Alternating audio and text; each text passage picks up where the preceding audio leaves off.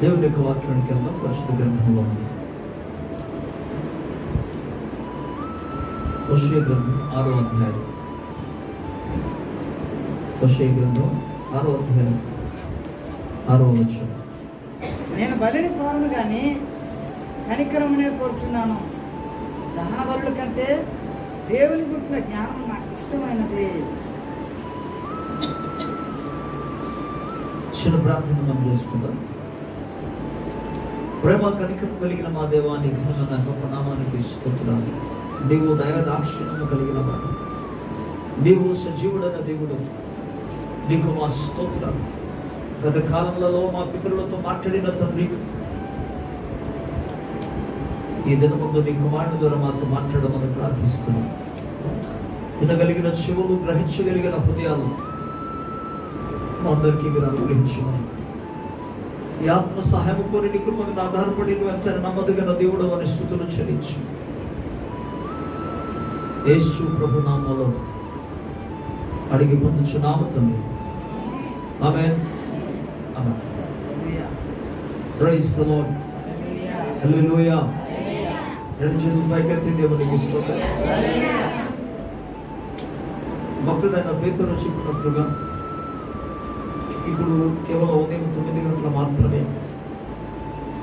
ఈ సమయమందు మనం ఉత్సాహంగా ప్రభువుని గురించి గళమెత్తి స్వరమెత్తి బలవంతుడితో స్తుతించే బదులుగా ఉన్నాం. హల్లెలూయా. అందుకే మరోసారి రెండు చేతుల పైకెత్తి స్తోత్రం. హల్లెలూయా. మంచిది. దైవ వాక్యంలోనికి మనం వెళదాం. ప్రభు మన కొరకు ఏర్పాటు చేస్తున్న ఈ ఆశీర్వాదకరమైన దీవెనకరమైన దినమందు మహాదేవునికి, గొప్ప దేవునికి, సర్వోన్నతున్న దేవునికి, సకల సృష్టికి ఆధారభూతుడైన ప్రభువునకే మహిమ, ఘనత, ప్రభావములు కలుగును గాక. తండ్రి అయిన దేవుని నుండి, ప్రభువైన యేసుక్రీస్తు కృప నుండి మనందరికీ ఆయన కృప కలుగును గాక. దైవ వాక్యంలో హోషేయ గ్రంథము 6వ అధ్యాయం 6వ వచనం. మరోసారి, నేను బలిని కోరను గాని కనికరమునే కోరుచున్నాను. దహన బలుల కంటే దేవుని గూర్చిన జ్ఞానము నాకు ఇష్టమైనది. హల్లెలూయా. పిల్లలు, దేవుని పరిశుద్ధ గ్రంథంలో దేవుని హృదయం ఇక్కడ మనం చూస్తున్నాం. దేవుని యొక్క మనస్సుని ఇక్కడ మనం చూస్తున్నాం. దేవునికి ఏదైతే ఆనందాన్ని కలిగిస్తుందో వాటిని ఇక్కడ చూస్తున్నాం. దేవుని యొక్క ఆలోచన ఇక్కడ చూడగలుగుతున్నాం. ఇక్కడ ఏమంటాడంటే, నేను ప్రభు చెప్తున్నమాట, నేను బలిని కోరను కానీ కనికరమునే కోరుచున్నాను అన్న. మొదటి విషయము, దేవుడు కనికరము కలిగిన వాడు. ఆయన కోరుకున్నది కూడా కనికరం. బలి ఏంటి? కనికరం ఏంటి? బలికి కనికరానికి ఉన్న వ్యత్యాసం ఏంటి? వాటిని కొద్ది విషయాలు జ్ఞాపకం చేస్తాం. ఒక విధంగా చెప్పాలంటే, ఒక వ్యక్తి బానిసత్వంలో ఉన్నప్పుడు, ఒక వ్యక్తి చెరలో ఉన్నప్పుడు, ఒక వ్యక్తి కష్టంలో ఉన్నప్పుడు, ఒక వ్యక్తి బాధలో ఉన్నప్పుడు, ఒక వ్యక్తి శ్రమలో ఉన్నప్పుడు, ఆ వ్యక్తిని బలి అర్పిస్తేనే, యాగం చేస్తేనే నీకు విడుదల అంటే అది సరైనది కాదు. కష్టంలో ఉన్న వారి పట్ల కనికరం అవసరం, దయా అవసరం. ఆకలితో ఉన్న వారి పట్ల కనికరం అవసరం, దయా అవసరం.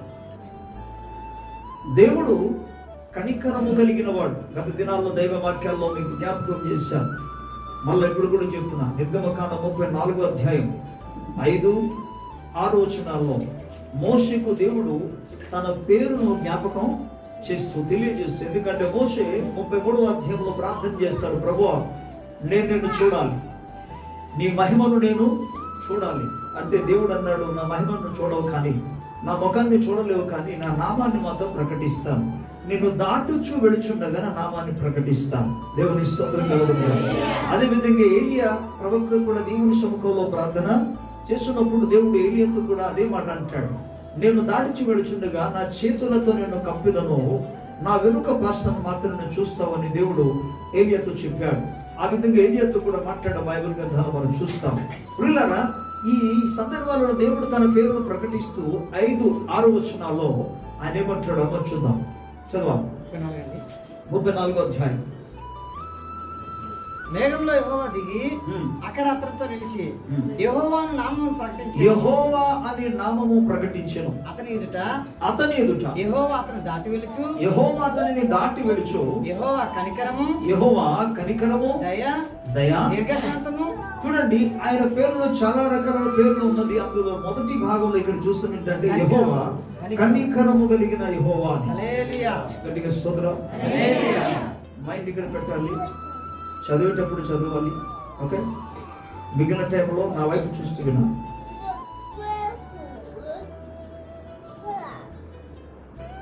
ఈ 5వ వచనం నుండి మనం గమనించినప్పుడు ప్రత్యేకంగా 6వ వచనంలో జవాబిస్తున్నాం. అతని ఎదుట యెహోవా అతన్ని దాటి వెడుచు, యెహోవా కనికరము, యెహోవా దయ, యెహోవా దీర్ఘశాంతము గల దేవుడు, యెహోవా విస్తారమైన కృప సమృద్ధి గల దేవుడు.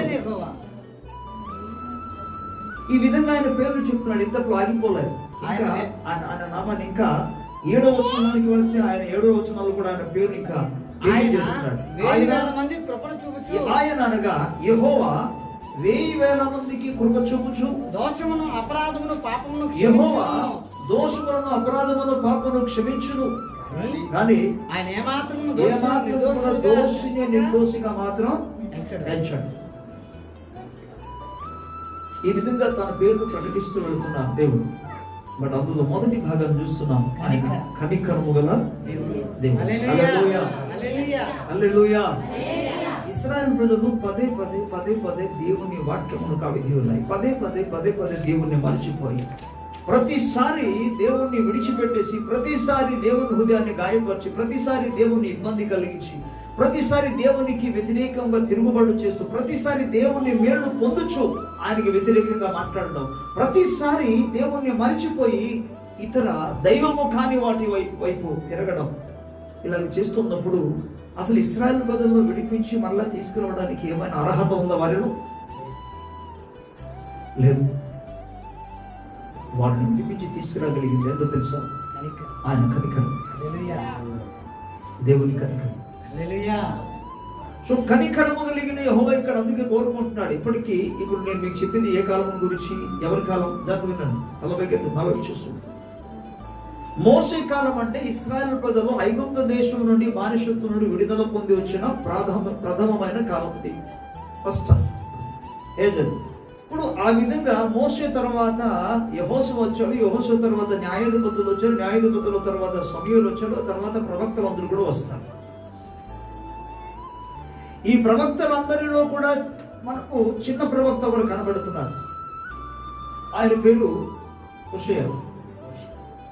ఈ హోషేయ ప్రవక్త కాలంలో వచ్చినప్పటికీ అప్పటికే కొన్ని, ఒక విధంగా చెప్పాలంటే 100 సంవత్సరం గతించిపోయింది. ఈ 100 సంవత్సరాలు గతించిపోయిన తర్వాత ఒకప్పుడు మోషే ఎదుట ప్రకటించిన కనికరము కలిగిన దేవుడని సెలవిచ్చిన ఆ దేవుడు ఈ 100 సంవత్సరాలు గతించిన తర్వాత, 100 కూడా కాదు, 1000 సంవత్సరం కూడా గతించిపోయింది. ఆ తర్వాత దేవుడు మాట్లాడుతున్నాడు ఇశ్రాయేలు ప్రజలతో. ఏమని?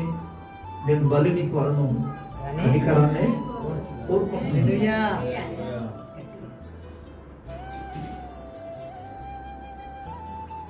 ఇశ్రాయేలు ప్రజల జీవితాలుగా పాప విమోచన కొరకై దేవుడు ఒక బలి నిబంధన అనేది ఏర్పాటు చేశాడు. విమోచన చేయడానికి, విడుదల చేయడానికి. వారి కొరకు మాత్రం కాదు, సర్వమానవుల విషయంలో దేవుని ప్రణాళిక. అయితే మనకు తెలుసు క్రొత్త నిబంధనలో యేసుక్రీస్తు ప్రభు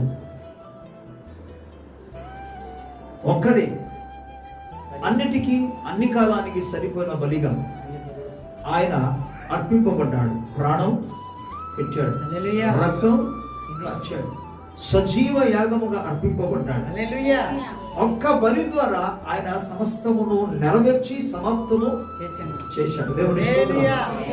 హల్లెలూయా. హల్లెలూయా. ఈ బలి యేసు ప్రభువు వారు ఒక్కసారిగా ఒక్క బలి ద్వారా మనకు విమోచన కలుగు చేసిన వార్త కానీ ఆ మాట కానీ తెలిస్తే మీరు నిరంతరం దేవుణ్ణి స్తుతిస్తారు.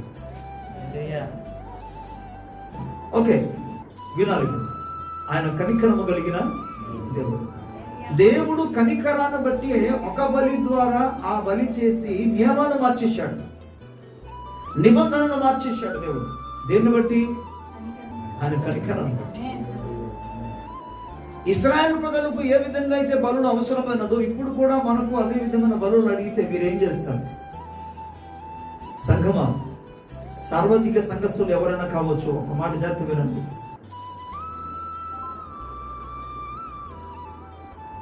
కొంతమంది కనీసం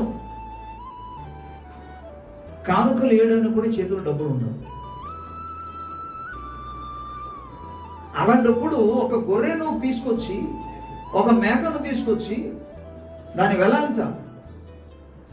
అది కొని తీసుకొచ్చి అర్పణ చేయాలంటే, బలి చేయాలంటే పరిస్థితి ఏ విధంగా ఉంటుంది ఊహించండి. అయ్యగారండి, నా చేతిలో ఏం డబ్బులు లేదండి. నీ దగ్గర ఉన్నదో లేదో నాకు అనవసరం, నువ్వు తీసుకొచ్చి బలి అర్పణ చేయవలసిందే. అలా చేస్తాను కానీ నీకు విమోచన కలగదు. ఇది పాత నిబంధన. కానీ దేవుడు మన పట్ల కనికరించి, స్తోత్రం చెప్తారా? హల్లెలూయా. ఎంత కనికరం చూపాడంటే, ఈ రోజు నీ చేతిలో ఏమి లేకపోయినా తండ్రి అయిన దేవుడు చేసిన ఒక్క బలియాగము ద్వారా, క్రీస్తు యేసు మూలముగా చేసిన బలియాగము ద్వారా వాళ్ళందరినీ కూడా అందులో నుండి విడుదల. అందుకే ఇప్పుడు మనం బలు అర్పణ చేయవలసిన అవసరతే లేదు. బలు అర్పణ చేయడానికి అవసరత లేదంటే అర్థం ఏంటి? దేవుడు నిన్ను ఎక్కడెక్కడి నుండి విడుదల చేశాడు, ఎందులో నుండి దేవుడు నిన్ను విడిపించాడు. ఓకే, నువ్వు కష్టపడి వెళ్ళ చెల్లించి దేవునికి ఆరాధన చేయగలిగిన స్థితి నుండి దేవుడు విడుదల చేశాడు. అప్పుడు నువ్వు ప్రభుకి ఏం చేయాలి? స్తుతించాలి కదా, ప్రభువును ఆరాధన చేయాలి కదా, ప్రభువు నా పట్ల గొప్ప కార్యం చేశాడని సాక్ష్యం చెప్పాలి కదా. హల్లెలూయా. ఆ సాక్ష్యాన్ని గురించి ప్రతిరోజు చెప్పుకొని తిరగాలి కదా. అంటే మీకు ఫ్రీగా అన్ని సమస్తాన్ని ఇస్తుంటే మీరేమనుకుంటారు? అసలు ఫ్రీగా పొందుకున్న వాడు ఏం చేస్తారు? ఈ మధ్య నా బ్రదర్, అంటే కజిన్ బ్రదర్, ఆయనకి యాక్సిడెంట్ అయింది. నేను వెళ్ళాను, ఆ దగ్గరికి వెళ్ళాను, కలిసి వచ్చి ప్రార్థన చేసి వచ్చి నాకు కాంకే పోతాడు.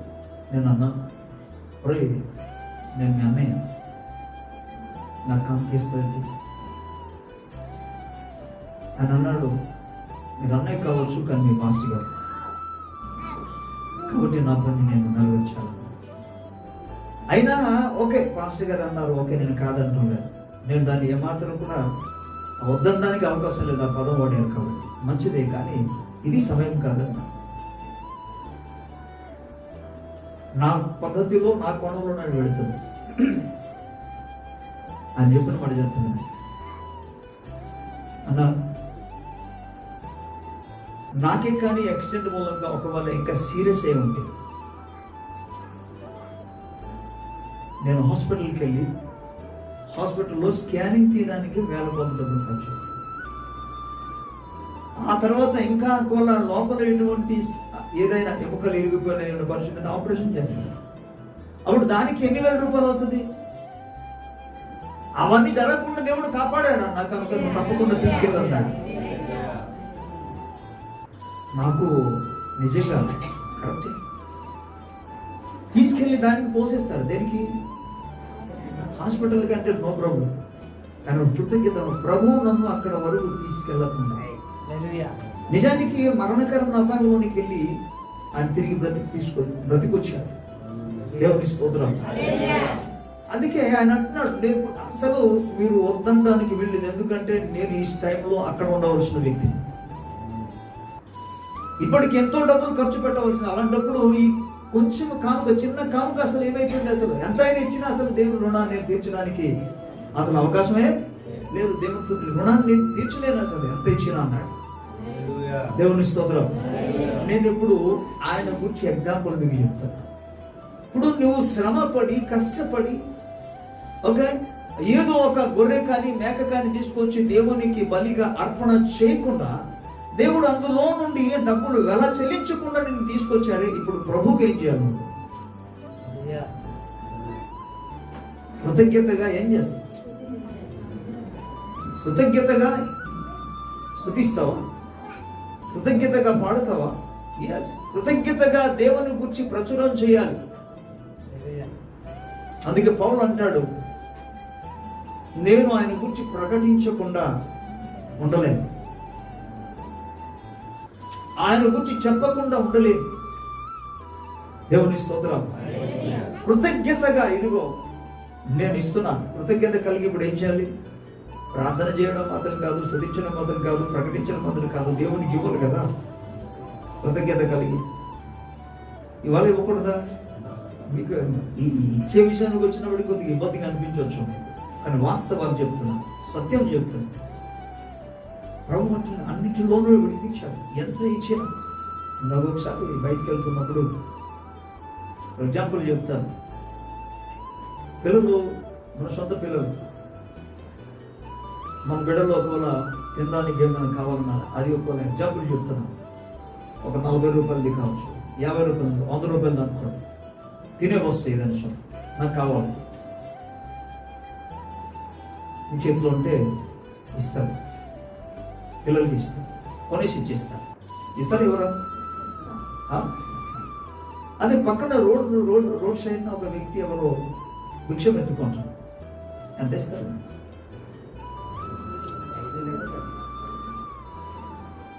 దాన్ని కూడా చిల్లర తీస్తారు కొంటున్నారు.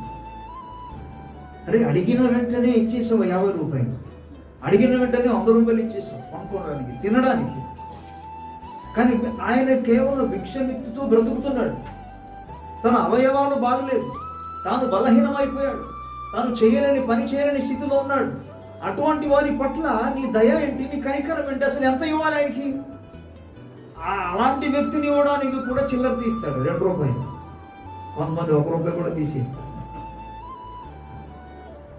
ఒక్కసారి థింకింగ్ చేయాలి, ఆలోచన చేయాలి. అరే, కేవలం 1 నిమిషంలో తినడానికని, నా బిడలో తినడానికని 50 రూపాయలు ఇచ్చానే, 10 రూపాయలు ఇస్తే ఏమైంది? ఆ 10 రూపాయలు మీకు ఎంత ఆనందం కలిగిస్తుంది? పిల్లలు 50 రూపాయలు 100 రూపాయలు తిన్న తర్వాత ఆనందిస్తారు, కృతజ్ఞత కలిగి ఉంటారండి తల్లిదండ్రుల పట్ల. నాన్నగారండి నాకు 100 రూపాయలు ఇచ్చారు కొనడానికి, తినడానికి, థ్యాంక్ యూ అండి అంటారా? తినేసిన తర్వాత తాగుకుంటారు, మళ్ళీ కావాలంటారు. కానీ ఇదే భిక్షం ఎత్తుకున్న వాళ్ళకి మనం 10 రూపాయలు ఇచ్చామనుకోండి, తన హృదయంలో ఆనందం. 10 రూపాయలు ఇచ్చాడు, 10 రూపాయలు దేనికన్నా పనికి వస్తుందనక ఆ ఆనందంతో మనస్సు నిండా ఆయన దీవిస్తాడు. ప్రభువా, అదే ముసలి వాళ్ళు కూడా కొంతమంది ఉంటారు, వాళ్ళు తప్పకుండా ఈ వచనం దేవుడు నిన్ను దీవించును గాక బాబు అంటారు. దేవుని స్తోత్రం. దీన్ని యోగు కూడా పదం వాడుతాడు, ఏమని? బీదలు నన్ను దీవించని ఎడల, వృద్ధులు నన్ను దీవించని ఎడల, దీనులు నన్ను దీవించని ఎడల. అంటే దీనులు ఎలాగ దీవిస్తాడు?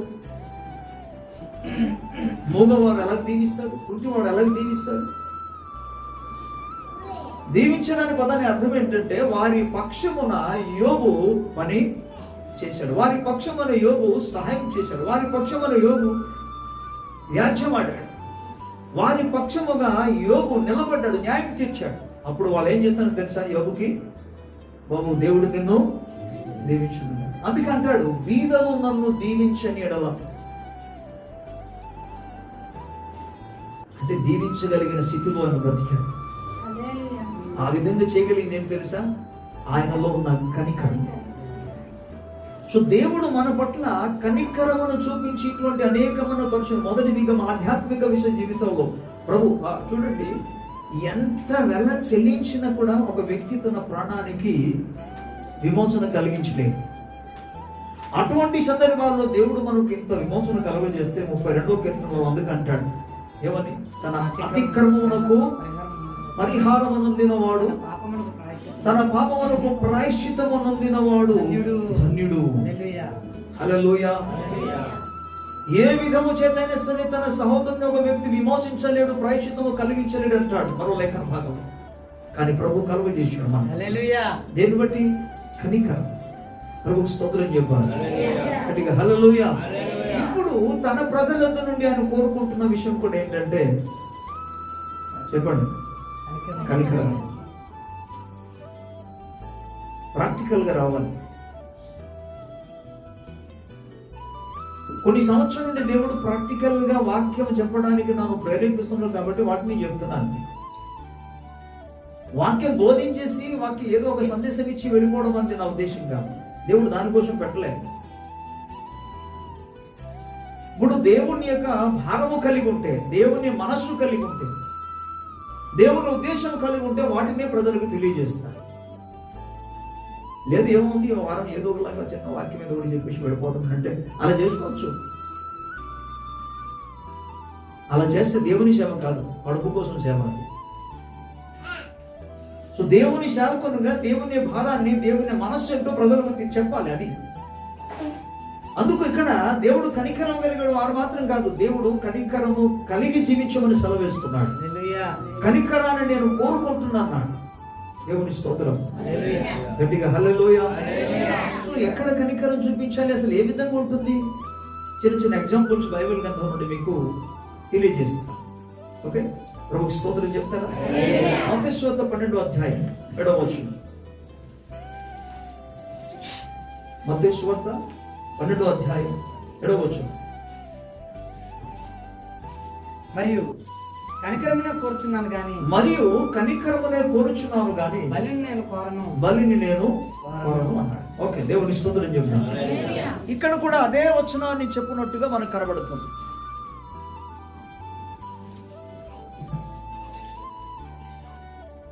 ఇప్పుడు హోషే గ్రంథంలో ఏ మాట ఏది చెప్పారో ఈ మత్తయి సువార్త 12వ అధ్యాయంలో కూడా 7వ వచనంలో అదే లేఖనం. ఓకే, దాన్ని కోట్ చేశాడు ఇక్కడ యేసు ప్రభు. ప్రవక్త అయిన హోషే చెప్పిన మాటను ఇక్కడ కోట్ చేశాడు. ఏ సందర్భాలు చెప్పారు జాగ్రత్త వినండి. ఇవన్నీ ఇప్పుడు చదువుకుంటూ మామూలుగా చెప్పేస్తాం. యేసు ప్రభు తన శిష్యులు కలిసి ఓ రోజు ఒక ప్రాంతం నుంచి మరో ప్రాంతానికి ప్రయాణం చేస్తున్నారు. వారు పొలం గట్టు మీద నడుస్తూ వెళుతున్నారు. వారు నడుస్తూ వెళుతుండగా తలపైకి ఎత్తారని చూడండి. నడుస్తూ వెళుతుండగా ఆ పొలంలో పంట మంచిగా ఉంది, వెన్నులు ఉంటే దాన్ని తుంచి శిష్యులు ఏం చేశారంట? దాన్ని తినడం మొదలుపెట్టి. అది ఏ రోజు? విశ్రాంతి దినం. అసలు విశ్రాంతి దినమున ఎవరు కూడా ఎలాంటి పని చేయకూడదు. అలాంటి సందర్భాల్లో వీరు ప్రయాణం చేస్తూ విశ్రాంతి దినాన్న ఇంకొకరు పొలంలో నుండి వెన్నులు త్రుంచి వాళ్ళు తింటున్నారు. ఇది దొరికింది పరిచయానికి, సద్దుకాయలకి దొరికింది అవకాశం. అందుకే యేసు ప్రభు దగ్గరకు వచ్చి నిలదీసి అడుగుతున్నారు, ఏం చేస్తాం నీ శిష్యులు చేస్తున్న పని ఏంటి? అసలు ఇది ఏ రోజు? అసలు ఈ రోజు తినవచ్చా? ఈ రోజు ఇంకొకటి పొలంని తెంచవచ్చా? మీరు చేసిన పని ఏంటి? ఈ సందర్భాల్లో మాట్లాడుతున్న వేళ యేసు ప్రభు వారికి ఇచ్చిన జవాబు ఏమంటున్నారు? అదే 7వ వచనం మనం చూసాం. ఏమని? కనికరమని కోరుకుంటున్నాను కానీ బలిని నేను కోరను. ఇక్కడ కనికరం ఏంటి, బలి ఏంటి? అక్కడ బలి ఏంటంటే ఏది ఏమైనా నీవు తినడానికి వీల్లేదు. ఈరోజు పాస్టర్ గారు కొద్దిగా మంచి వాక్యం చెప్పినట్టుగా ఉంది, ఎందుకంటే తినడానికి కూడా అవకాశం. ఏది ఏమైనా విశ్రాంతి దినం కాబట్టి ఆ రోజు నువ్వు దేన్ని ముట్టడానికి వీల్లేదు. ఇది ముందు ఉన్నా తినడానికి వీల్లేదు, పక్కన ఉన్నా తినడానికి వీల్లేదు, తినమని చెప్పినా తినడానికి. ఇది దిస్ ఈస్ కాల్డ్ బలి. కానీ కనికరం యేసు ప్రభు నేర్పిస్తున్న మాట జాగ్రత్త వినండి.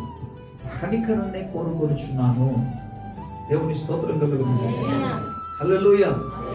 ఆ సబ్జెక్ట్ వేరు, దేవుని కొరకు నిలబడడం, దేవుని కొరకు మనం దేన్నైనా సహించడం, దేన్నైనా తప్పుకోవడం, ఆ సబ్జెక్టు వేరు.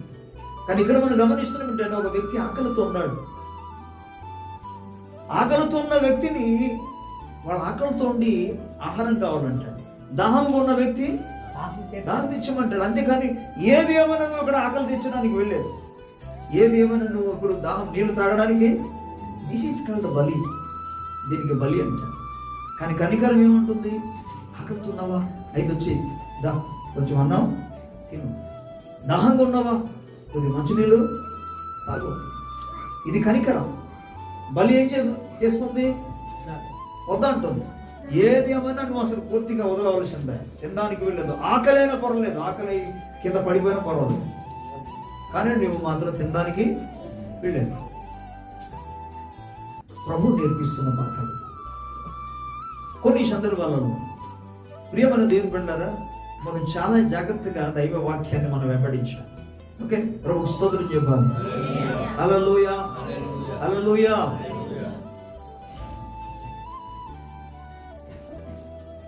యేసు ప్రభు 5వ వచనంలో మాట్లాడుతూ ఇలాగ అంటున్నాడు. అంత మాత్రం కూడా ఒక విషయాన్ని 4వ వచనంలో యేసు ప్రభు ఒక విషయాన్ని తీసుకొచ్చి సంబోధించాడు. ఇక్కడ ఇది ఎక్కడ రాయబడి ఉంటుంది? సమూయేలు మొదటి గ్రంథంలో 21వ అధ్యాయం 6వ వచనంలో మాట్లాడబడి ఉంటుంది. ఏమి రాయబడి ఉందంటే, ఓ రోజు దావీదు ప్రయాణం చేస్తూ, అంటే సౌలు యుద్ధ నుండి పారిపోతున్నాడు. సౌలు అనవసరంగా ఆయన చంపడానికి ప్రయత్నం చేస్తుండగా అక్కడ నుండి ఆయన వెళ్ళిపోతున్న దినాల్లో ఆయన అలాగూ అభ్యర్థాలు అనే యాజకుడి దగ్గరికి వెళ్ళారు. ఆ యాజకుని దగ్గరికి వెళ్ళి చాలా ఆకలితున్నాడు, ప్రయాణం చేసి చేసి ఆకలితున్నారు. వింటున్నారు అందరూ? మీకు బైబిల్ చదవకుండా చెప్పేస్తున్నాను, మీరు తర్వాత చదువుకోండి. 21వ అధ్యాయము 6వ వచనం. ప్రయాణం చేస్తుంటున్న దినాల్లో ఇప్పుడు వెళ్ళి అడిగితే ఆయన అన్నారు, అయ్యా మా దగ్గర ప్రజెంట్ అసలు మీకు ఇవ్వడానికి ఏమి లేదు, దేవుని స్తోత్రం చెప్పాలి. ఇది యాజకుని పరిస్థితి. యాజకుని పరిస్థితి ఎలా ఉంది? కనీసం వచ్చిన వాడికి కొంచెం భోజనం పెట్టగలిగిన స్టేజ్ కూడా లేని పరిస్థితిలో ఉన్నాడు, సేవ చేస్తున్నాడు. అయితే ఆయన ఒక మాట అన్నాడు, ఇప్పుడు మీకు ఇవ్వడానికి నా దగ్గర ఏం లేదు, కానీ దేవుని సముఖములో ఉంచబడిన రొట్టె మాత్రం ఉంది. కానీ ఆ రొట్టె ఎవరు తినగలరు? సామాన్య ప్రజలు తినడానికి అవకాశము లేదు. ఎవరైతే తన్ను తాను పరిశుద్ధపరుచుకొని, పవిత్రపరుచుకొని, తను తాను పరిశీలన చేసుకొని, దేవుని సముఖంలో ఒప్పుకొని, దేవుని సముఖంలో తగ్గించుకొని, ప్రభువు రక్తము ద్వారా క్షమాపణ పొంది కడగబడి శుద్ధి చేయబడిన వారు మాత్రమే ఆ రొట్టె తినడానికి అర్హులు. లేకపోతే అది తినడానికి అవకాశము లేదు. ఈ మాట చెప్పారు. అంటే ఆ రొట్టె ఎవరు తినాలి అంటే, స్పష్టంగా మత్తయి సువార్తలో ఏమి రాయబడిందంటే, యాజకులు తప్ప మరి ఏరే వ్యక్తి తినదగినది అది కాదు. చూడండి 4వ వచనంలో, అతడు దేవుని మందిరములో ప్రవేశించి యాజకులే తప్ప తానైనను తనతో కూడా ఉన్న వారినన్ను తినకూడని సముఖపు రొట్టెను తినను. చూసారా? ఆ రొట్టె ఎవరు తినదగినది? యాజకులు మాత్రం తినాలి. మరి యాజకులు తినదగిన రొట్టెను ఇప్పుడు ఎవరు తిన్నారు? దావీదు తిన్నారు. దావీదు మాత్రం కాదు, దావీదుతో పాటు ఉన్న వాళ్ళందరూ తిన్నారు. ఇదేంటిది? క్రమం తప్పిందా? జరిగిందా? క్రమం తప్పారా? తప్పలేదా? ఎందుకంటే తినవలసిన వ్యక్తి ఒకరు, కానీ ఇంకొకరు దాన్ని తిన్నారు. యాజకులు తప్ప మరి ఎవరు తినడానికి వీల్లేదు. అంటే సామాన్య ప్రజలు తినడానికి వీల్లేదు. అలాంటప్పుడు సామాన్యంగా ఉన్న ఈ యొక్క దావీదు, సామాన్యంగా ఉన్న దావీదుతో ఉన్న జనులు ఎలా తినగలిగారు? తిని కూడా ఎలాగో వారు నిర్దోషులుగా ఎంచబడ్డారు. దేవుడు ఇశ్రాయేలు ప్రజలకు కొన్ని నియమాలు ఇచ్చాడు. ఆ నియమాలలో యాజకులు తినదగినది యాజకులు తినాలి. అందుకే ప్రభు వల్ల టైంలో కూడా మిగిలిన వాటిని వినాలి. అంతే, మిగిలిన వాటిని చిన్నపిల్లలు ఉన్నారు కదా, వాళ్ళది మిగిలిపోయింది, వాళ్ళు కావాలని అడుగుతారు కదా, ప్రభు వల్ల తీసుకొస్తున్నారు, వస్తారా ముందుకి? నాకు కావాలని అంటారు, ద్రాక్షరసం నాకు కావాలంటారు, రొట్టె మొక్కలు నాకు కావాలని అడుగుతారు. చిన్నపిల్లలు కదా అని వాళ్ళకి ఇవ్వడానికి వీల్లేదు. ప్రభు బల్ల అనే సందర్భం వచ్చిన వెంటనే అది వారికి ఇవ్వడానికి వీలు లేదు. దైవ సేవకులు కానీ రక్షణ అనుభవంలోనికి వచ్చిన వారు మాత్రం వాటిని భుజించాలి. అందులో మిగలడానికి వీల్లేదు, మిగిల్చకూడదు కూడా. ఆ రోజు అక్కడ మొత్తం తినేయాలి అంతే. దాని మూలంగా మోసే మోసే అహరోను ఈ యాజకత్వం చేసే దినాల్లో ఒకరోజు అహరోను కొన్ని ఈ పస్కా పశువులు మిగిలిన వాటిని ఇంకా ఆహారంలో కొంత తినేశారు, కొంత మిగిలిపోయిన వాటిని అలా ఉంచేస్తున్నారు. బలిపీఠం దగ్గర పెట్టున్నప్పుడు అది పూర్తిగా ఎతికేటప్పటికి కాలిపోయింది, తినకుండా వదిలేశాడు, పాడైపోయింది. మోసే సీరియస్ అయిపోయాడు ఆహారం మీద. ఇలాంటి పని చేసావేంటి, అది అలా చేయకూడదు, యాజకులు దాన్ని తినేయాలి, వాటి మూలంగా దేవుని కోపం వస్తుంది అంటే ఎవరు తినవలసింది వారే తినాలి. అలాంటిది నువ్వు తినకుండా, అసలు తినవలసిన వ్యక్తి తినకుండా వదిలేసినందుకు అది కాలిపోవడం మూలంగా దాని మూలంగా మోసే సీరియస్ అయితే, అసలు పూర్తిగా తినకూడని వ్యక్తి తింటే పరిస్థితి ఎలా ఉంటుంది? దేవుని కోపం రగులుకుంటుంది. అయితే దేవునికి స్తోత్రం కలుగును. ఇక్కడ దావీదు తనతో పాటు ఉన్నవాళ్ళు తిన్నారు. తిన్న వాళ్ళకి ఏమవ్వలే. ఎందుకు? దేవుడు కనికరం ఇవ్వబడాలి. నిజమే, వాడు తినవలసిన వ్యక్తి యాజకులే, కానీ దేవుడు కనికరం చూపాడు. ఒకవేళ నిజంగా అక్కడ దేవుడు కనికరం చూపకపోతే రెండు విధాలుగా రెండు వైపున నష్టం కలిగి ఉంటుంది. దేని విషయం తెలుసా? ఒకటి, అభ్యంతరు యాజకునికి దేవుడు కోపంతో శిక్ష విధించవలసినది. రెండోదిగా, తినకూడని వాటిని నువ్వు తిన్నావు కాబట్టి నీకు కూడా శిక్ష కలిగి ఉండేది. కానీ కనికరం ఏం చేసింది? అక్కడి నుండి తప్పించగలిగి. ఇప్పుడు ప్రభు వారి జీవితంలో జరిగిన సంఘటన జ్ఞాపకం తీసుకొస్తూ ఇక్కడ ఏమంటున్నాడంటే, నేను కనికరమును కోరుకుంటున్నానంటే నీవు అనుదిన జీవితాల్లో ఎదుర్కొంటున్న సందర్భాలలో అనేకమైన ప్రతికూలత, అనేకమైన కష్టాలలో, ఆకలితో దాహముతో ఉన్నవారు, బాధల్లో ఉన్నవారు, బంధకాలు ఉన్నవారు, శ్రమలు ఉన్నవారు నీ ముందు కనబడుతున్నప్పుడు నీవు కఠిన హృదయం కలిగి ఉండకూడదు. బలిని అసలు కాదు ఇక్కడ కావలసింది.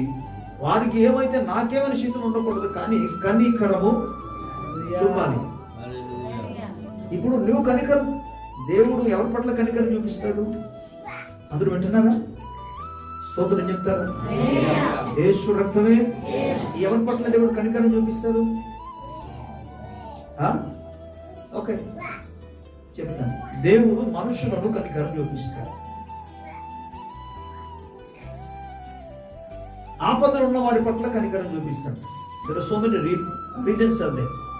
అయితే ఇప్పుడు మనిషిగా నీవు ఎవరి పట్ల కనికరం చూపాలి? దేవుని పట్ల చూపిస్తావా? మనిషిగా సాటి మనిషిని కనికరం చూపాలి. ప్రభు అదే కోరుకుంటున్నాడు ఇక్కడ. నేను కనికరమని కోరుకుంటున్నాను, తీర్పులు కాదు. పలానా వ్యక్తి ఇలాగా, పలానా వ్యక్తి అలాగా, ఆయన ఈ తప్పు చేశాడు, ఆ నేరం చేశాడు, అందుకే ఇలాగా. నో, ప్రభు అంటున్నాడు నేను కనికరమునే. నువ్వు చేయకూడదు వాటిని వాడు చేశాడు కనుక అతని మీకు సహాయం చేయడానికి వీల్లేదు. నో, కనికరమును చూపాలి. ప్రభు కోరుకుంటుంది. ఓకే, ప్రభుకి స్తోత్రం చెప్తారు. హల్లెలూయా. ఒకసారి మత్తయి సువార్త 9వ అధ్యాయం 12-13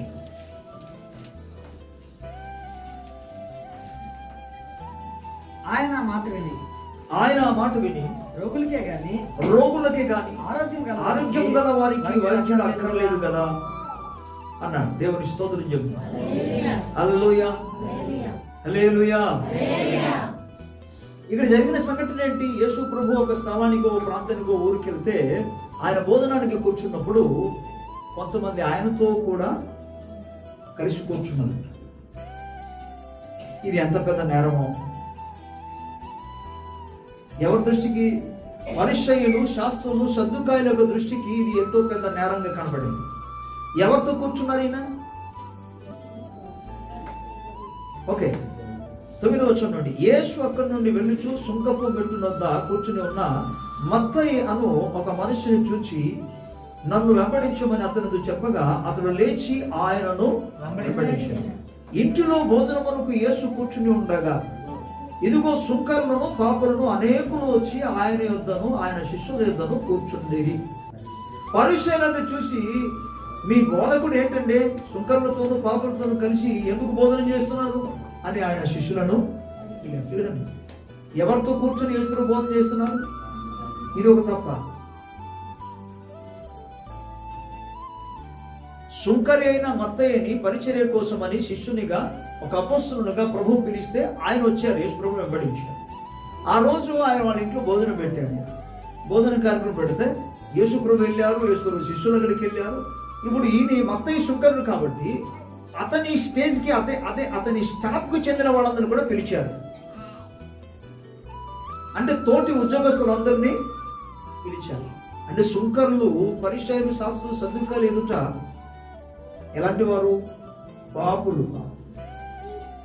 ఇప్పుడు వాళ్ళ పాయింట్ అంటే ఏంటంటే, మీరేంటి అసలు, మీ బోధకుడు ఏంటి పాపులతో కలిసి బోధన చేయడం ఏంటి? ఇక్కడ వారు పాపులని ఎంచాలా, లేకపోతే వారు కృతజ్ఞత కలిగి పిలిచారు కదా మనం వెళ్ళి వారితో కలిసి బోధన చేయాలన్నా ఏమని ఎంచాలి? ఇక్కడ గమనించండి, యేసు ప్రభు వారు పాపిని ప్రేమిస్తాడు, కానీ పాపాన్ని ద్వేషిస్తాడు. ఈ సత్యము తెలియకుండా అనేక మంది పాపుల యొద్దకు వెళుచున్నప్పుడు అనేక మంది ఏమనుకుంటారంటే, ఈయన కూడా వాళ్ళ దగ్గర కలిసిపోయారండి. యేసు ప్రభు సుంకర్లతో కలిసిపోలే, యేసు ప్రభు అక్కడున్న పాపులతో కలిసిపోలే. అసలు ఏమాత్రం ఆయన పాపాన్ని ప్రేమించేవాడు కానే కాడు. ఆయన పాపమును ద్వేషించి నీతిని ప్రేమించేవాడు. ఎవరు? యేసు ప్రభు వారు పాపాన్ని ద్వేషిస్తాడు, నీతిని ప్రేమిస్తాడు. అటువంటి యేసుక్రీస్తు ప్రభుని వాళ్ళ దగ్గరికి వెళ్ళి కూర్చున్న వెంటనే వాళ్ళు అలాగ అనుకున్నారు. ఉదాహరణ గోపాల, నేను ఒక త్రాగుబోతుల మధ్య కూర్చున్నాను అనుకో, ప్రజలు ఏమనుకుంటారు? నేను పాస్టర్ గారు వాళ్ళ దగ్గర కూర్చున్నాండి. కానీ ఎందుకు వెళ్ళారు అర్థం చేసుకున్నాను. అది అర్థం చేసుకోవడం చాలా కష్టం. అక్కడికి వెళ్ళింది వాళ్ళ దగ్గర కూర్చుంది, వాళ్ళకి స్వార్థ ప్రకటించడానికి కావచ్చు, ఏదైనా సలహా ఇవ్వడానికి కావచ్చు, వారి కొరకు ప్రార్థన చేయడానికి కావచ్చు. Why don't you think like this? తాగడానికి వెళ్ళాడా? యేసు ప్రభువు వాళ్ళ దగ్గరికి వెళ్ళి, సుంకరుల దగ్గరికి వెళ్ళింది వాళ్ళలాగా మారిపోవడానికి కాదు, వాళ్ళ బ్రతుకును మార్చడానికి. వీరు దాన్ని నేరముగా, దోషముగా ఎంచగా యేసు ప్రభు అంటున్నారు అక్కడ, నేను కనికరాన్నే నా కింద వచ్చిన అన్నాడు. రోగులకు వైద్యుడు అవసరం, కానీ ఆరోగ్యవంతులకు వైద్యుడు అక్కర్లేదన్నాడు. నేను పాపలను పిలువచ్చాను, నీతిమంతులను పిలువరాలే. మీరందరూ కూడా నీతిమంతులు అంటున్నారు కదా, మీకోసం రాలే. గనుక కనికరమునే కోరుతున్నాను, గనుక కనికరాన్ని కోరుకుంటున్నానయ్యా, బలిని కాదు అని పదాన్ని మళ్ళా వాడారు. ప్రభు స్తోత్రం చెప్పాలి. సో కనికరం ఏది బలి, ఏది కనికరం మీకు అర్థమవుతుందా? అర్థమైతే దేవునికి స్తోత్రం చెప్పాలి. హల్లెలూయా. మళ్ళా దేవుని వాక్య భాగంలో ఇది కొద్దిగా దానికి సంబంధించిన వాక్యం. ఇది లూకాసు వార్త 6వ అధ్యాయం 27 నుండి 38 వచ్చిన వరకు యేసు ప్రభు వారు పలికిన అతి అమూల్యమైన, అద్భుతమైన సత్యవాక్యం అక్కడ కనబడుతుంది. ఇది మానవ జీవితానికి అనుసరించవలసిన దైవ వాక్యం అని.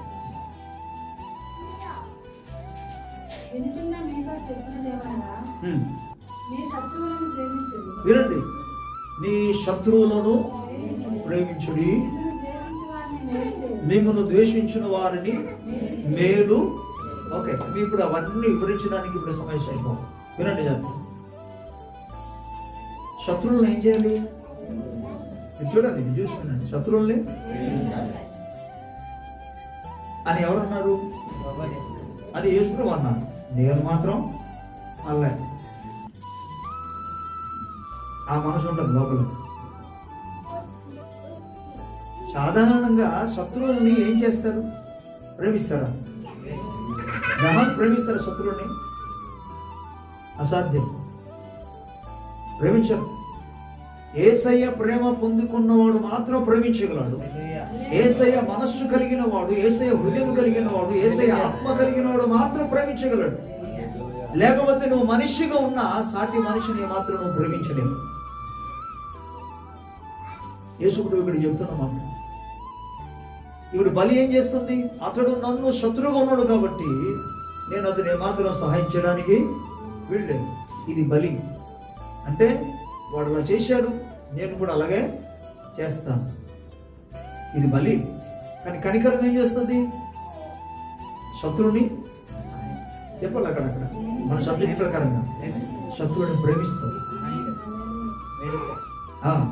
ఇంకేమంటున్నారంటే మిమ్మల్ని ద్వేషించే వారిని మేలు చేయమన్నాడు. అయ్య బాబు, ద్వేషిస్తున్న వాడిని మేలు చేయగలరా? నో. కనికరం ఉంటే మేలు చేస్తుంది. కనికరం లేకపోతే ఇక్కడ బలి ఏంటంటే నన్ను ద్వేషిస్తున్నాను, నేను ఎందుకు అతను మేలు చేయాలి? ఇది బలి. అది ఒకవేళ నేను అతనికి మేలు చేయాలంటే వాడు వచ్చి ఏం చేయాలి? నా దగ్గర క్షమాపణ కోరుకోవాలి, మొత్తమారుకోవాలి. అప్పుడు ఇది బలి. కానీ కనికరం, అయ్యో అపాయంలో ఉన్నాడు, ఏదేమైనా శత్రువు అయినా ఏదైనా ద్వేషిస్తున్న వాడిని సరే గోతులో పడి ఉన్నా, ఇప్పుడు దుఃఖంలో ఉన్నా, మనం వెళదాం, సహాయమో. ఇది కనికరం చేస్తుంది. ప్రభుకి స్తోత్రం చెప్తాం. హల్లెలూయా. మళ్ళా కింద వచ్చిన మనం చూసుకుంటే 28వ వచనంలో మిమ్మల్ని శపించిన వారిని దీవించుడి, మిమ్మల్ని బాధించే వారి కొరకు ప్రార్థన చేయండి. నేను దానికోసం ప్రార్థన చేయండి, మేలు కలగాల. శపిస్తున్న వాడిని దీవిస్తారా? కనికరం దీవిస్తారు. ఓకే, మీకు 38వ వచనం వరకు చదువుకుంటే అనేకమైన వాక్య సత్యాలు ఇక్కడ మనం గమనిస్తాం. నేను అవన్నీ వివరించను కానీ జస్ట్ చదివి పెడతాను, వినాలి. ప్రభుకి స్తోత్రం. నిన్ను ఒక చెంప మీద కొట్టు వాని వైపునకు రెండో చెంప కూడా త్రిప్పుము, నీ పై బట్ట ఎత్తుకొని పోవాలని నీ అంగిని కూడా ఎత్తుకొని పోకుండా అడ్డగింపకము. నువ్వు వదిలేమన్నా. కానీ న్యాయం ఏం చేస్తుంది? చెంప మీద కొట్టాడు కాబట్టి తిరిగి అది న్యాయం. న్యాయం ఏం చేస్తుంది? వినండి జాగ్రత్తగా. న్యాయం నిజానికి కొన్ని సందర్భాల్లో మేలు చేస్తుంది, న్యాయము నష్టాన్ని కూడా కలిగిస్తుంది. న్యాయం. కానీ కనికరం అందులో నుండి పరిపూర్ణమైన విడుదల ఇస్తుంది. ఎందుకంటే పాత నిబంధన చూస్తున్నాను ఏంటంటే కంటికి కన్ను, పంటికి న్యాయం ఏం చేసింది? అక్కడ నీ కన్ను తీశాడు, ఊడబెరికేశాడు, నువ్వు వెళ్ళి ఆయన కన్ను ఊడబెరికాను. నీ పళ్ళు ఊడగొట్టాడు, నువ్వు వెళ్ళి ఆయన పళ్ళు ఊడగొట్టాడు. నీ చెంప మీద కొట్టాడు, నువ్వు వెళ్ళి. న్యాయం చెప్తుంది, ఇది న్యాయము. కానీ కనికరం చూడాలి ఎంత అద్భుతమైన పని ఇక్కడ చేస్తుంది. కనికరం ఏం చేస్తుంది? కంటికి కన్ను కాదు, కంటికి కన్ను కాదు. ఓకే, వాడు కాలు ఎరగొట్టేసాడు, మనం వెళ్ళి కాలు ఎరగొట్టేది. వాడు నన్ను తిట్టాడు, నేను వెళ్ళి వాడిని తిడతాను. వాడు ప్రజల ముందు నన్ను అవమానపరిచాడు, నేను వెళ్ళి వాడు ప్రజల ముందు వారికి అవమానపరుస్తాను. ఇవన్నీ కూడా కనికరం లేని స్వభావం. ఎవరి స్వభావం ఇది? శత్రు స్వభావం. శత్రువు అంటే దుష్టుని స్వభావం, దైవ స్వభావము కాదు. అందుకే ప్రభు అంటాడు, కనికరమని నేను కోరుకుంటున్నాను, జాగ్రత్త అన్నాడు. ప్రభు స్తోత్రం. హల్లెలూయా. ఎవడైనా నీ వస్తువు తీసుకెళ్ళిపోతే ఆయన అంటున్నాడు దాన్ని మరలా అడగవద్దన్నా. వాళ్ళు చెప్తున్నారండి వాక్యం, మీరు తీసుకెళ్ళిపోయినా ఏం అడగద్దన్నారు కాబట్టి మనం ఏదైనా ఎత్తుకొని తీసుకెళ్ళిపోవచ్చు, అంతేనా? కనికరాన్ని గురించి మాట్లాడాడు. ఎత్తి తీసుకెళ్ళిన వాడు ఎలాంటి వాడు అది చూసుకోవాలి. దొంగలు ఎత్తుకొని వెళ్ళిపోతారు, అది వేరు. కొంతమంది అవసరతను బట్టి ఎత్తుకెళ్తారు, అది వేరు. కారణాలు చాలా ఉంటాయి.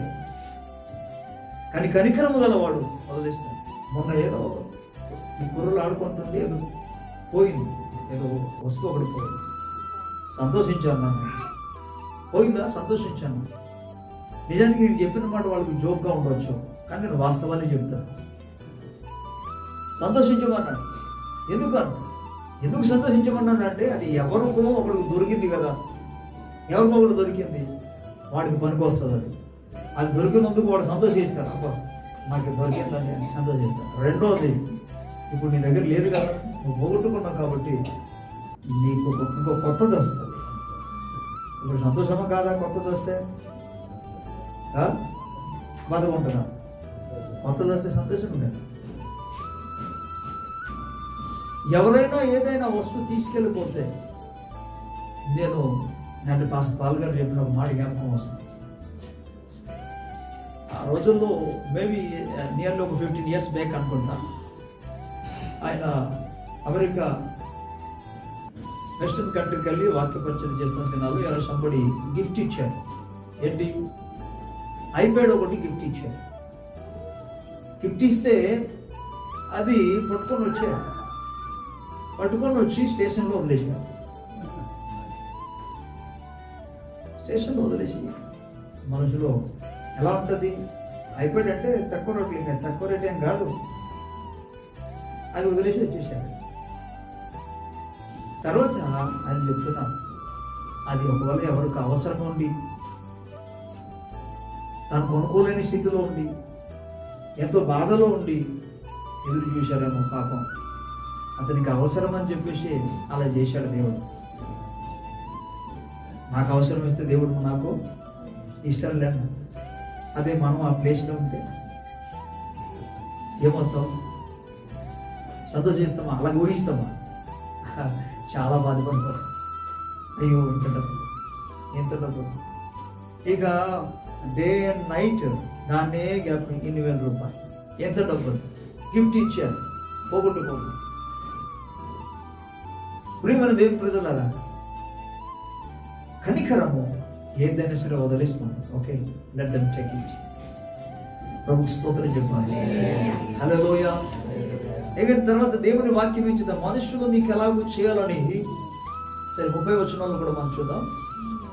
నిన్ను అడుగు ప్రతి వానికి ఏమో నీ సొత్తు ఎత్తుకొని పోవని దాన్ని మరలా అడగవద్దు. మనుషులు మీకు ఎలాగూ చేయాలని మీరు కోరుదురో అలాగూ మీరును వారికి చేయండి. ఈ మాట మరలా చెప్తున్నానండి. మనుషులు ఎలాగూ చేయాలని మీరు కోరుకుంటున్నారో మీరు కూడా అలాగే చేయండి. అంటే ఈ మాటకి అర్థం ఏంటి? అలాగే చేయమన్నారు, వాళ్ళకి అలాగే చేయమన్నారు. అంటే ఈ మాటకి అర్థం ఏంటి? ఇంకేం అర్థం పాస్టర్ గారు? అదే కదా, మనుషులు ఎలాగో మిమ్మల్ని చేయాలని కోరుకుంటున్నారో మీరు కూడా వారికి అలాగే చేయండి. అంటే ఏం చేయాలి? అసలు మిమ్మల్ని మనుషులు ఏం చేయాలని మీరు కోరుకుంటున్నారు?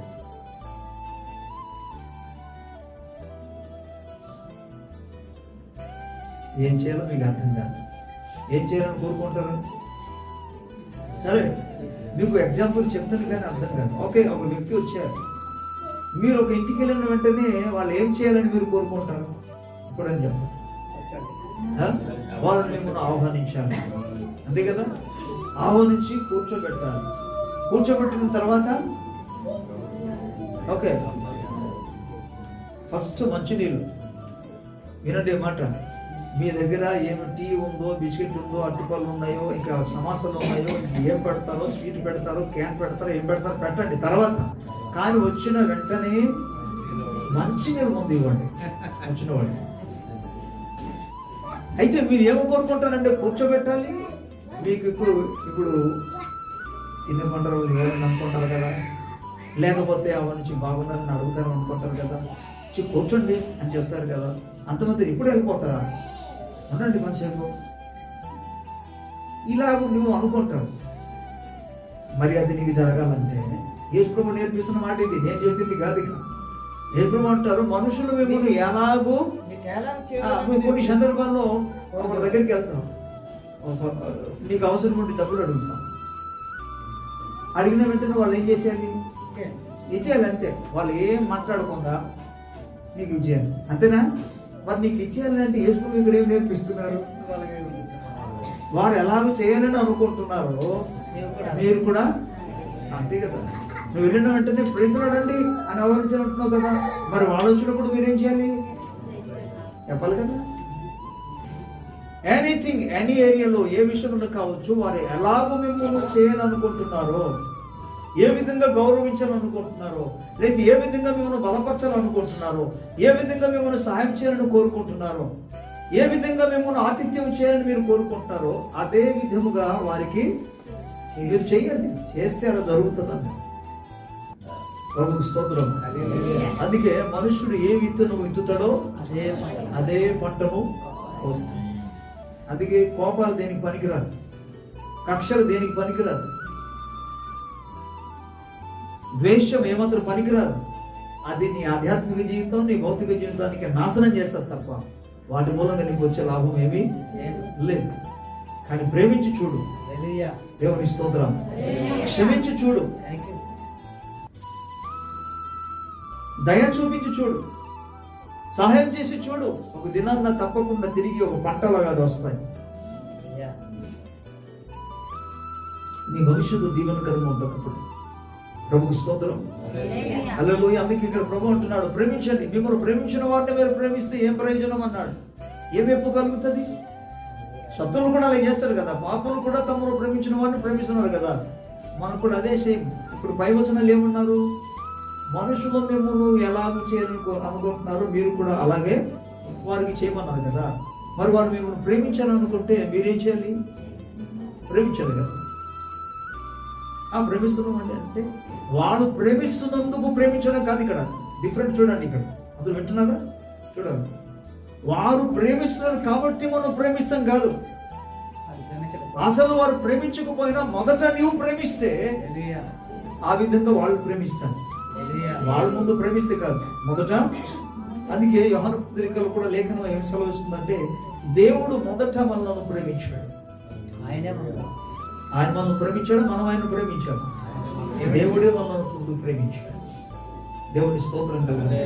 సో ఆ విధంగా చేయాలని పదాన్ని ఇక్కడ వాడుతున్నాడు. మీకు మేలు చేయ వారికే మేలు చేసిన ఎడల మీకేం మెప్పు కలుగును? సాధారణంగా మనం కూడా మేలు చేయడానికి వెళ్తాం. కానీ బాబు ఒకలాంటి టైంలో వ్యక్తి సాయం చేసాడండి, మనం ఎలాగైనా వాళ్ళకి అంటాం కదా. కానీ ఇక్కడ ఏమంటారు తెలుసా? దానికి మించి మాట్లాడుతున్నాడు యేసుప్రభు. మేలు చేసిన వాడికి మేలు చేస్తే ఏం ప్రయోజనం? ఏం గొప్ప అది? ఏం మెప్పు అది? పాపలు కూడా అలాగే చేస్తారు కదా. మీరు ఎవరి యొద్ద మరలా పుచ్చుకొని వల్ల నిరీక్షితులో వారికే అప్పు ఇచ్చినట్లా మీకేమి మెప్పు కలుగును? పాపలు కూడా అలాగే చేస్తారు కదా అన్నాడు. మీరెట్టి ఇక అనేక విషయాలు చెప్పాడు. ప్రేమించండి, క్షమించండి, మేలు చేయండి, అప్పు ఇవ్వండి, అప్పుడు మీ ఫలం గొప్పది ఉండును, మీరు సర్వోన్నతుని దేవుని కుమారులై ఆయన కృతజ్ఞత లేని వారి ఎడలను దుష్టుల ఎడలను ఉపకారి అయి ఉన్నాడు. కాబట్టి మీ తండ్రి, ఇప్పుడు చూడండి, మీ తండ్రి కనికరము గలవారై ఉన్నట్లు దేవుని స్తోత్రం.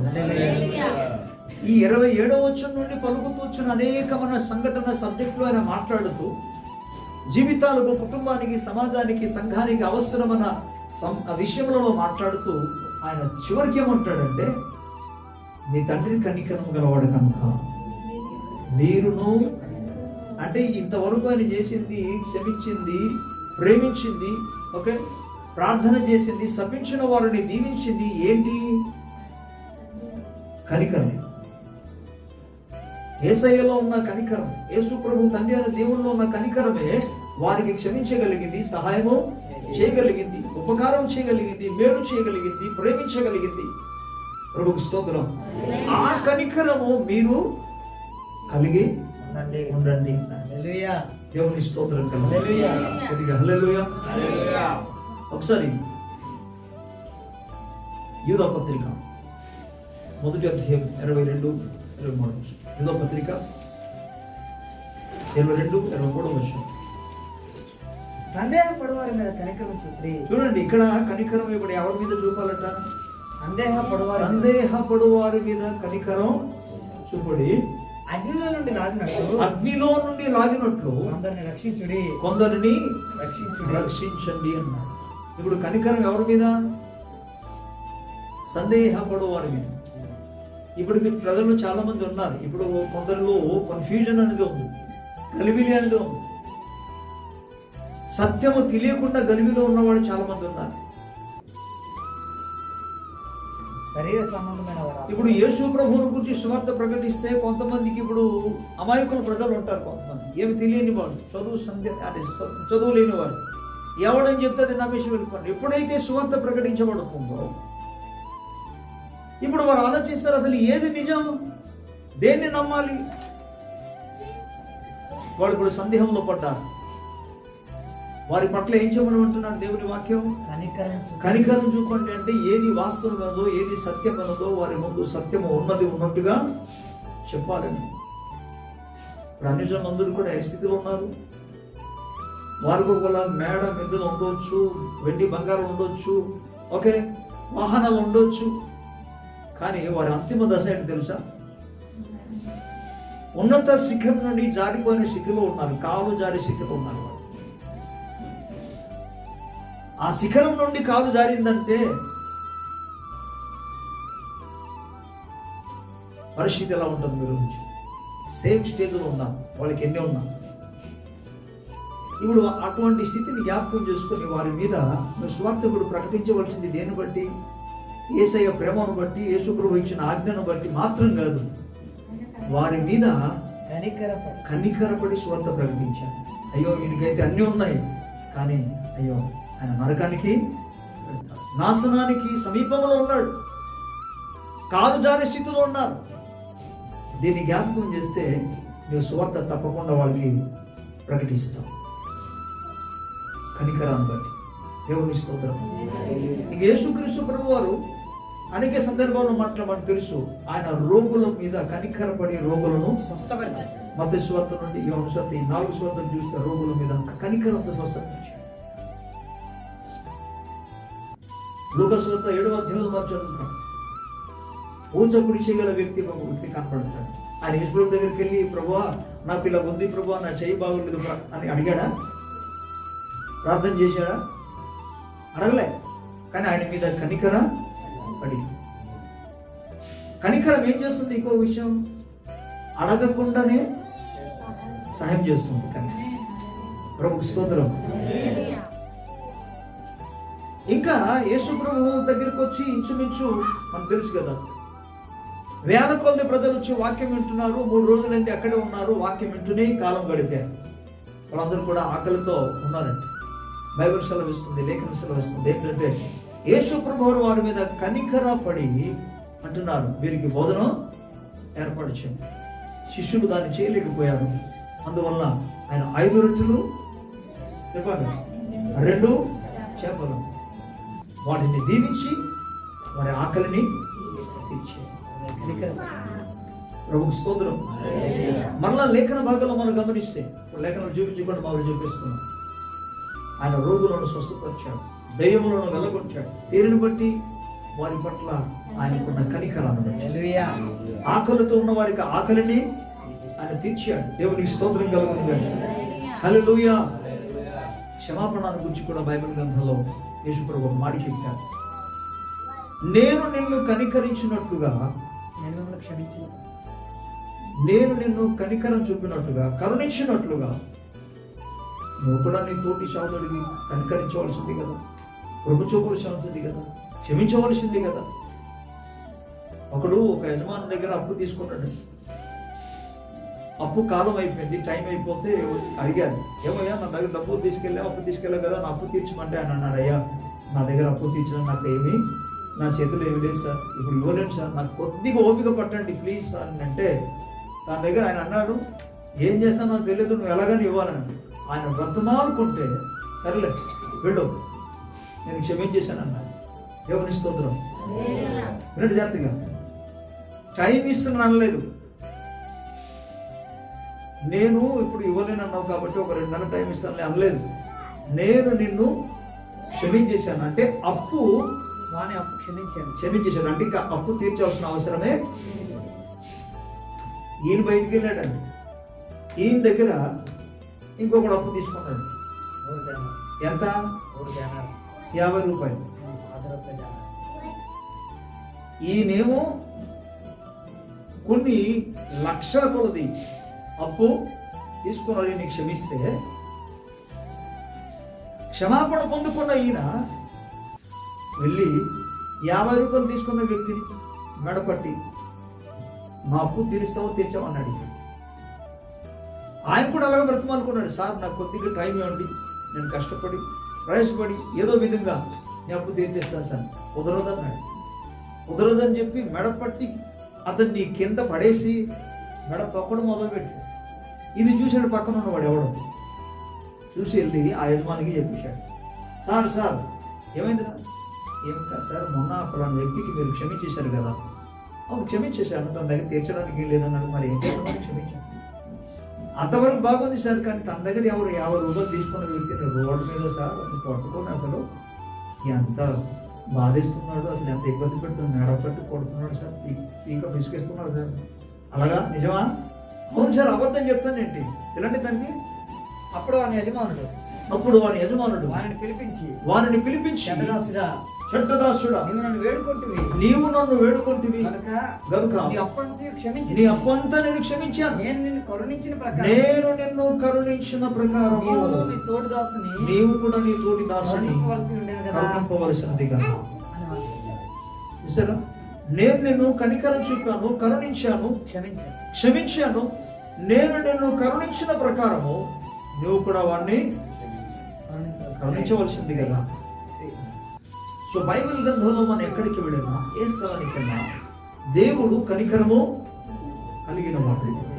ఇప్పుడు ఆయన కోరుకుంది కూడా ఏంటంటే, నేను బలిని కోరను, కనికరాన్ని కోరుకుంటాను. సో ఒక వ్యక్తి కష్టంలో ఉన్నప్పుడు ఫైనల్గా ఏ మాట చెప్పి నేను ముగిస్తాను. దేవుని వాక్య భాగంలో మనకందరికి తెలిసిన వాక్య భాగం ఇది, యాకోబు పత్రిక 2వ అధ్యాయం.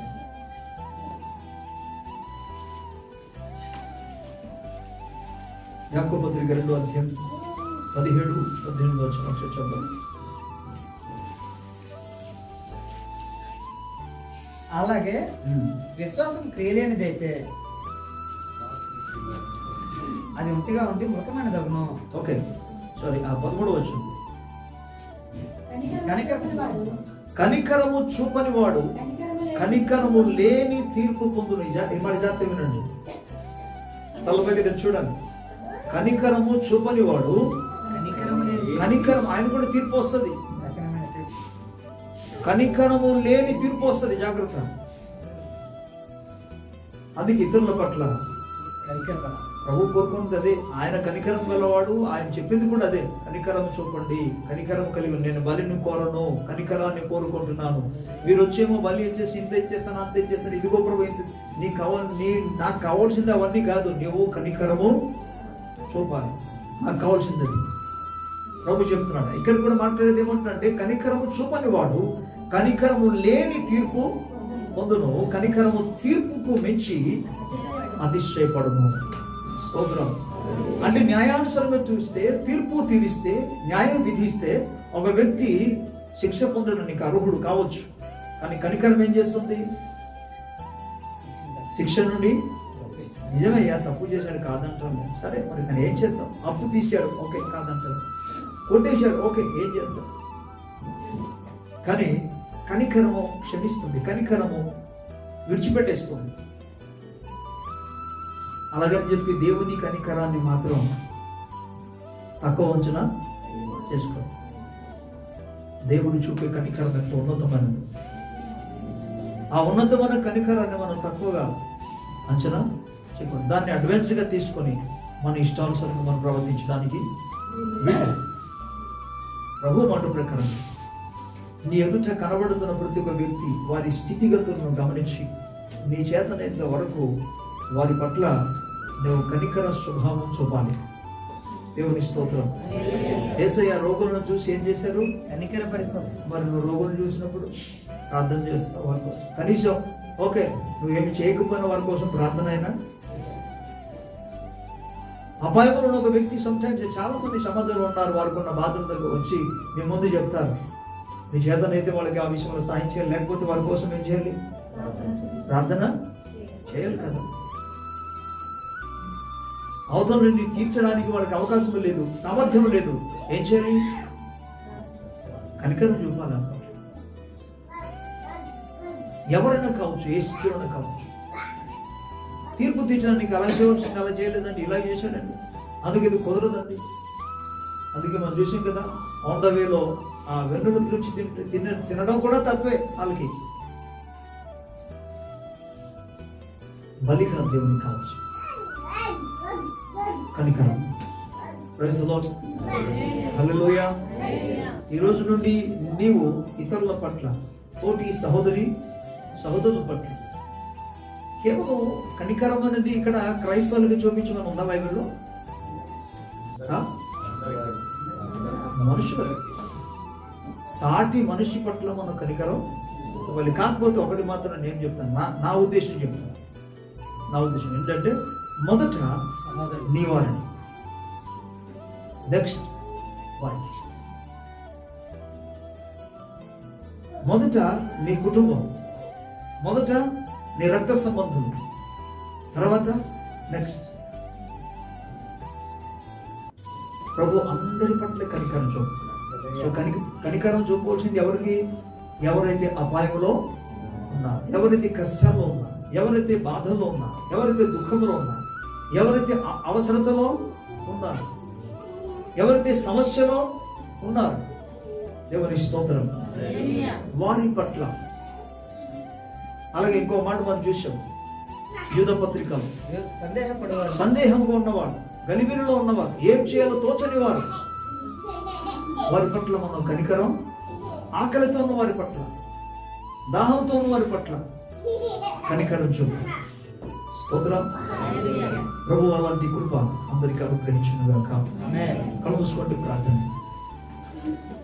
ఒక నిమిషం ప్రతి ఒక్కరు కూడా దేవుని దగ్గర మొరపెడుతూ, ప్రభు నీ సహాయం చెందినాడు, నువ్వు కనికరం కలిగిన దేవుడు అయ్యా, నీకు స్తోత్రం. ఆ కనికరాన్ని నాకు అనుగ్రహించు. నేను ఎవరి పట్ల కఠినముగా ప్రవర్తించకుండా, ఎవరికి నా ప్రవర్తన మూలంగా బాధ కలిగించకుండా, దాని కనికరం చూపినట్లు సహాయం చేయండి. దేవుని కృపను వేడుకో. నీ బ్రతుకులో దేవుడు అద్భుతంగా చేసి, ఎందుకంటే మనం సేవించున్న దేవుడు, నమ్ముకున్న దేవుడు, మనం ఆరాధిస్తున్న దేవుడు, మనం ప్రార్థన చేస్తున్న దేవుడు, ఆయన కనికరము గల, నీ పరలోకపు తండ్రి కనికరము గలవాడు కనుక మీరు కనికరము గలవారై ఉండండి. ప్రభు సెలవిస్తున్న మాట. ప్రేమ కలిగిన మా తండ్రి, కనికరము కలిగిన మా తండ్రి, నీ కనికరముతో మమ్మల్ని ఇంతవరకు కాపాడి నడిపించి తీసుకొచ్చావయ్యా. ఇక ముందు కూడా నీ కనికరముతో నడిపించమని ప్రార్థిస్తున్నాను. అంతకాదు నాయన, మళ్ళీ నువ్వు కోరువాడు కాదు నాయన, నీవు కనికరమును కోరుకొచ్చున్నావు కాబట్టి ఆయన తోటి మానవుని పట్ల, తోటి సహోదరి సహోదరుల పట్ల కనికరము గలవారై కనికరమును చూపుచూ కొనసాగునట్టుగా, కనికరముతో కదులున్నట్టుగా, కనికరముతో స్వస్థత, కనికరముతో విడుదల, కనికరముతో ఆయన ప్రేమించినట్టుగా, కనికరముతో ఆకలి దాహమును తీర్చినట్లుగా, ఆదరించినట్టుగా, బలపరిచినట్లుగా నీ బిడ్డలందరినీ కూడా మీరు సహాయం చేయమని కోరి సకల మహిమగంత ప్రభావాలు మీకే చెల్లిస్తూ యేసు ప్రభు నామములో ప్రార్థించుచున్నాము తండ్రి. ఆమేన్. Praise the lord. దేవుని స్తోత్రం. హల్లెలూయా.